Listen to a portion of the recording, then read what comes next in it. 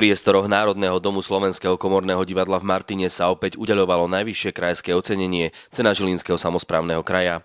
Z rúk predsedu KREA si cenu prebral profesor Jozef Ciller, ktorý je považovaný za zakladateľa špecifickej akčnej scenografie a scenografického statického dynamizmu.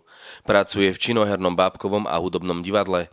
Zároveň je výtvarníkom a dlhoročným šéfom výpravy v Slovenskom komornom divadle v Martine. Považujem to skoro za rodinnú cenu, pretože scenografia je tak komplikovaná disciplína, ktorá zahrňa toľko spolupracovníkov, že cítim to ako ocenenie všetkých tých, ktorí spolu so mnou v divadle realizujú moje projekty. Druhým držiteľom najvyššieho ocenenia sa stal za dlhoročnú trenérskú prácu a športové vedenie mládeže judista a držiteľ 5. danu Jan Peteja. Ako tréner detí a mládeže pôsobí v telovýchovnej jednote Slávia Žilinskej univerzity Žilina celých 40 rokov. No viete, ja robím takzvaný ten malý šport, ktorý nie je na Slovensku tak rozšírený, judo.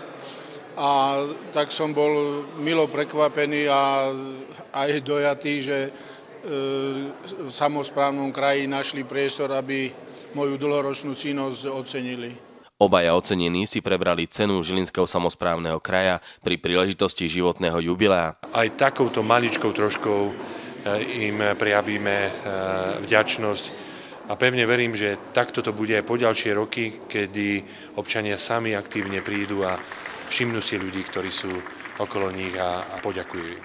Župan Juraj Blanár odovzdal počas slávnostného večera i plaketu Žilinského samosprávneho kraja manželom Amálii a Pavlovi Kužmovcom, ktorí svojou dlhoročnou prácou s najmenšími doviedli detský folklórny súbor Kelčovan k významnému 40. výročiu.